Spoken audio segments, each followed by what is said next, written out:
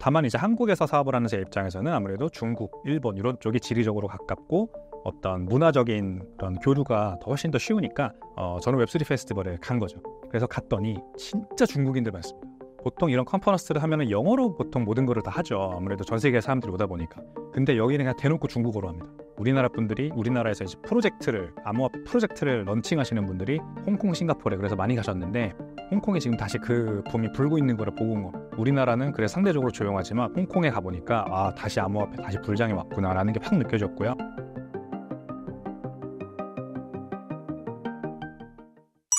암호화폐 관련 여러 컨퍼런스를 가시는 걸로 알고 있습니다.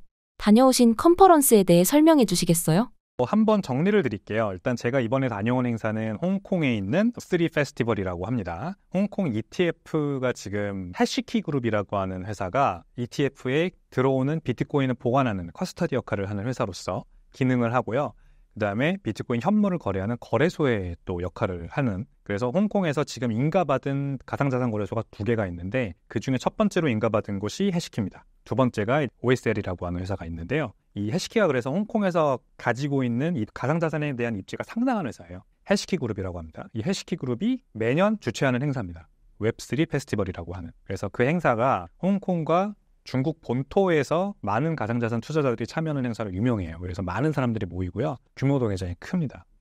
그게 일단 하나가 있고, 지형을 하나 설명을 해드리면 토큰 2049라고 하는 큰 행사가 있는데요. 요거는 싱가포르와 두바이에서 열립니다. 매년 2번 열리는 거죠. 이게 이제 전 세계적으로 굉장히 큰 또 규모의 행사입니다. 그래서 9월 달에 싱가포르에서 올해 토큰 2049가 열릴 거고, 저는 이제 자작년에 다녀왔었고요.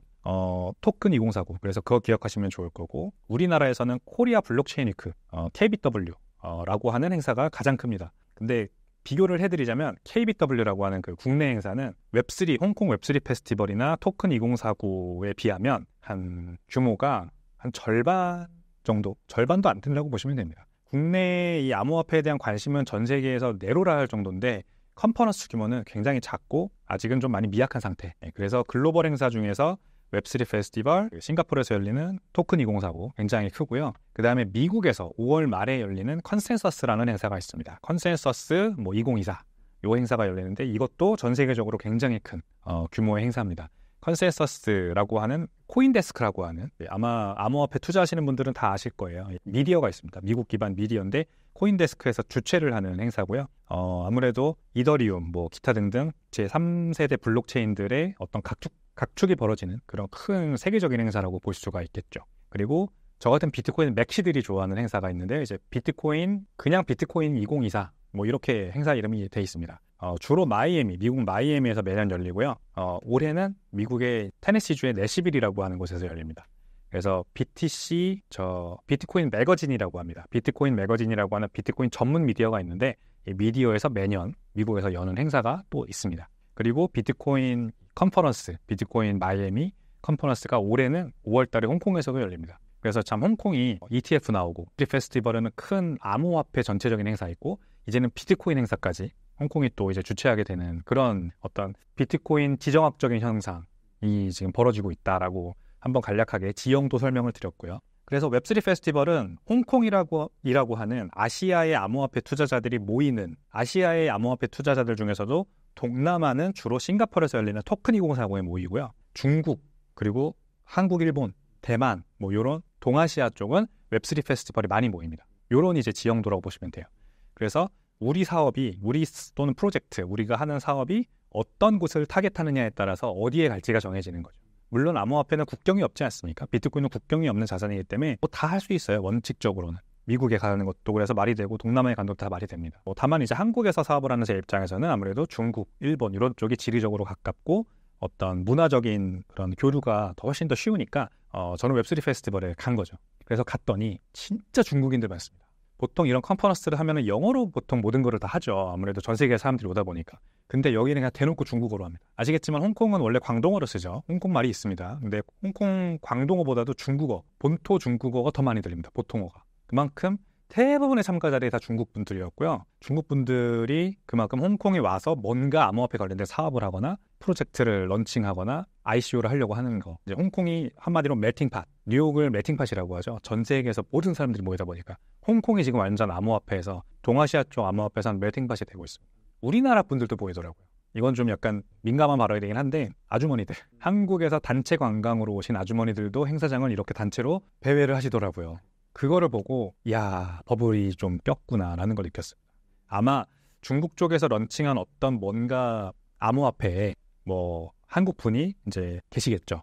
그래서 그분이 한국에서 그런 아주머니 분들을 설득을 해서 투자를 한 것 같고 그분들을 뭐 우리 이 웹3 페스티벌에 부스로 참가합니다 하고 데려오셔서 참관시키고 보여드리는 것 같아요. 그러니까 이런 것들이 전형적인 암호화폐 버블의 국면에서 나타나는 현상들이거든요. 아무것도 모르시는 아주머니 분들이 많이 행사장에 등장한다.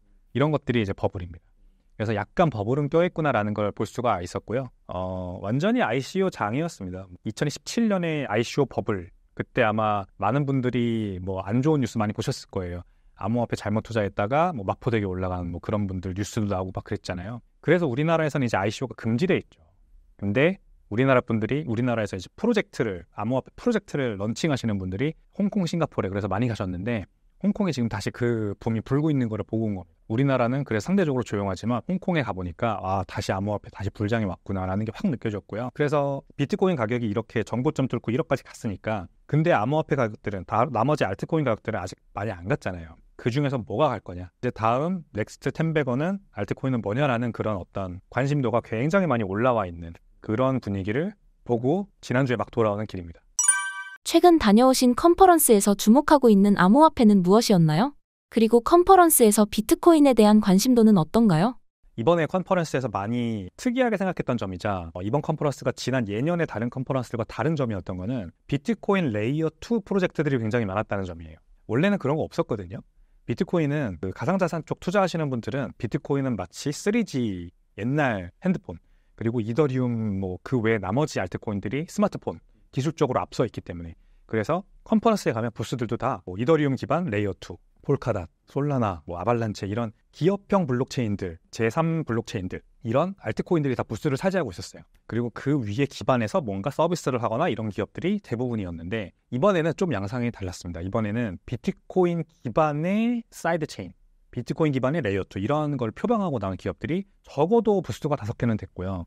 그 안에서 또 돌아다니는 뭐 업계 관계자분들도 굉장히 많았다. 이런 차이가 있었습니다. 그래서 역시 비트코인 가격이 많이 오르니까 혼자 독주하니까 비트코인 관련해서 뭔가 기술적 해결을 하겠다라고 하는 프로젝트들도 이번에 굉장히 많아졌구나라는 걸 알 수가 있었죠. 근데 이제 모르시는 분들이 들으면 비트코인 레이어 2, 그래 비트코인도 뭐 비트코인은 일단 느리잖아요. 10분에 한 번씩 블록이 생성되는 특징 때문에 트랜잭션이 1시간, 많게는 몇 시간 걸린다. 그리고 그 위에서 스마트 컨트랙이나 뭐 여러 가지 할 수 없다. 그렇기 때문에 기술적으로 약하다. 이렇게 생각을 많이 하시죠. 그래서 이거를 해결하는 방법으로 스택스 같은 것들이 국내에서 굉장히 유행을 했거든요. 스택스라는 비트코인 사이드 체인이라고 하는 어떤 별도 코인이 있습니다. 스택스 코인이 있고요. 이 스택스 코인이 우리나라에서 엄청 유행을 했어요. 그래서 가격이 많이 올랐고 그것 때문에 뭐 10배, 20배 뭐 이득 보신 분들이 많아요. 지금 국내에. 그러니까 스택스가 성공을 했잖아요. 그거를 보고 나도 할 수 있다라고 나온 것들이 많은 거죠.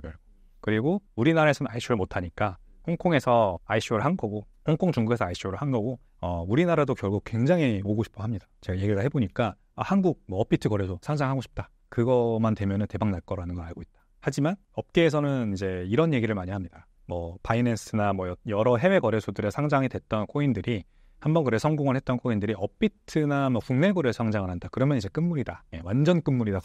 거기에서 설거지하고 다 나간다. 이런 푸념 섞인 통념을 업계에서는 많이 하거든요. 그러니까 우리나라에 대한 어떤 인식이죠. 사실상 안 좋은 인식입니다. 그래서 함부로 투자하지 말아야 된다는 말을 이 영상을 보시는 분들께 해드리고 싶고 결국 사이드 체인입니다. 사이드 체인은 레이어 2가 정확히는 아니에요. 그래서 제가 명확하게 구별해서 말씀드리고 싶어요. 비트코인 사이드 체인은 별도 토큰입니다. 별도 코인이고 그것이 어떻게 될지는 아무도 몰라요. 비트코인이 잘 되는 것과 상관없습니다. 스택스도 똑같다고 저는 생각하고요. 연결은 지어놨죠. 뭐 스택스로 스테이킹하면 비트코인을 줘요. 비트코인에 스테이킹하면 스택스를 줘요. 막 이런 식으로 연결을 시켜놨는데 아주 얇은 연결고리입니다. 그래서 비트코인이 잘 되는 것과는 상관없이 스택스는 5만 가지 이유로 무너질 수 있어요. 그러니까 그냥 알트코인 투자하는 거랑 똑같다고 생각하시고 고민하시고 저는 투자를 하지 않으셨으면 좋겠다. 이런 생각을 합니다. 기술적인 부분에서 암호화폐가 계속 진화하고 있다고 합니다. 암호화폐 기술이 좋아진다는 건 어떤 의미인가요? 그리고 기술이 좋아지면 가격도 오르는 걸까요? 기술이 더 발전한 암호화폐다, 기술이 더 뛰어난 암호화폐다라고 하는 게 결국 뭐를 말하는 거냐? 더 빨리 트랜잭션이 이루어진다. 그리고 수수료가 더 싸다라고 하는 겁니다. 근데 기술적으로 앞서 있다라고 포장을 한 거지 사실상 기술이 앞서 있다기보다는 암호화폐의 본질을 버린 거예요. 우리가 인터넷에 쓸 때 어떤 TCP/IP라고 하는 프로토콜을 이용해서 데이터를 처리하고 전송을 합니다. 그러니까 뭐 자세하게 아실 필요는 없지만 어쨌든 굉장히 효율적으로 완벽한 데이터를 보내는 게 이 인터넷이라고 하는 네트워크가 가진 숙명이에요. 근데 이것들을 암호화폐라고 하는 블록체인이라고 하는 기술을 이용하면요, 어떤 주체가 여러 명으로 갈라지는 겁니다. 그러니까 인터넷에서는 제가 어떻게 데이터를 처리하겠다라고 하는 결정을 하고 보내면 되는데, 블록체인은 제 결정이 아니라 블록 생성에 참여하는 노드라고 하는 그런 여러 주체들이 이거를 다 검증하고 그 다음에 데이터를 이 블록이라고 하는 것에 쌓고 인터넷에 보내는 거예요. 그러니까 시간이 오래 걸리고 여러 가지 이제 장애가 생기는 겁니다. 그러니까 허들이 생기는 겁니다. 일부러 그러라고 그렇게 만든 거예요. 근데 이거를 빨리 한다? 빨리 하면은 어떻게 되냐면 그만큼 블록에 쌓는 데이터는 줄어들고요. 블록을 빨리 처리하려고 하다 보면은 뭐 노드의 컴퓨터 성능도 올라가야 되고요. 노드가 일단 많아질 수가 없죠. 노드 수가 줄어들죠. 뭐 10명이 검증하는 것보다 한 명은 너무했고 2명이 검증하기 훨씬 빠르잖아요. 그런 식으로 자꾸 포기하는 거예요. 탈중앙화를 포기하는 겁니다. 그래서 기술의 발전이라는 말이 결국 블록체인의 에토스를 버리는 거다. 이렇게 쉽게 이해하시면 됩니다.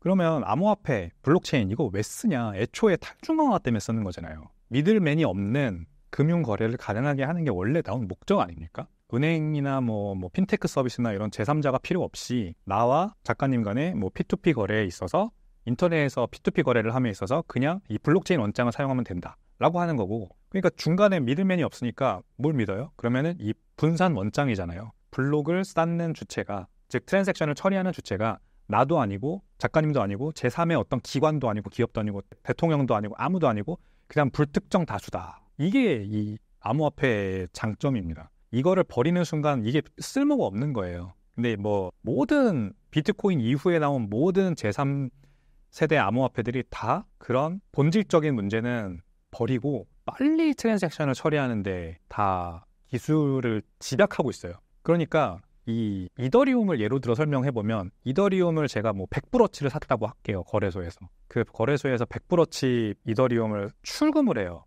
그리고 그 개인 지갑으로 넣어요. 그 개인 지갑에 넣으면은 뭐 디파이에 투자할 수도 있고 NFT도 살 수 있고 막 이렇게 되는 거죠. 가장 대표적인 그 개인 지갑이 메타마스크인데, 메타마스크에서 다시 제 이더리움을 출금하잖아요. 그러면은 그때 내는 수수료가 제가 산 이더리움만큼 발생할 때도 있어요. 100불어치 이더리움을 빼려고 100불어치 이더리움을 사서 넣어야 된다니까요. 그러면 100불어치를 빼고 100불은 날아가는 거예요. 아니 이게 뭐야? 이게 지금 이더리움이 가지고 있는 문제예요. 왜? 스마트 컨트랙도 가능하겠죠. ICO도 가능하겠죠. 그러니까 알트코인 막 발행할 수 있겠죠. 그 다음에 디파이 가능하겠죠. 그러니까 온갖 이거를 블록을 아주 단순하게 트랜잭션을 하게 하는 데만 딱 치중을 해도 굉장히 복잡한데, 블록체인이라고 하는 것 자체가 느리고 복잡한데 여기에다 모든 기능을 담다 보니까 빠르게 해야 되고 막 처리 속도 빨라지고 그 다음에 고성능으로 컴퓨터를 해야 되고 하다 보니까 이게 높은 수수료가 발생할 수밖에 없는 거예요. 좁잖아요. 문이 좁아요. 길이 좁은데 여기에다 막 담으려고 하다 보니까 수수료가 막 올라가는 거예요. 비싼 돈 내고 느리게 처리해야 되는 이런 부작용이 발생을 하는 겁니다. 이게 문제입니다. 이거를 그래서 더 빠르게 했다라고 하는 게 솔라나거든요. 이더리움보다 빠르다. 이더리움보다 훨씬 가볍고 싸다. 이게 이 솔라나인데, 솔라나는 더 빨라요. 대신에 노드 수가 더 적습니다. 그러니까 훨씬 덜 탈중앙화돼 있어요.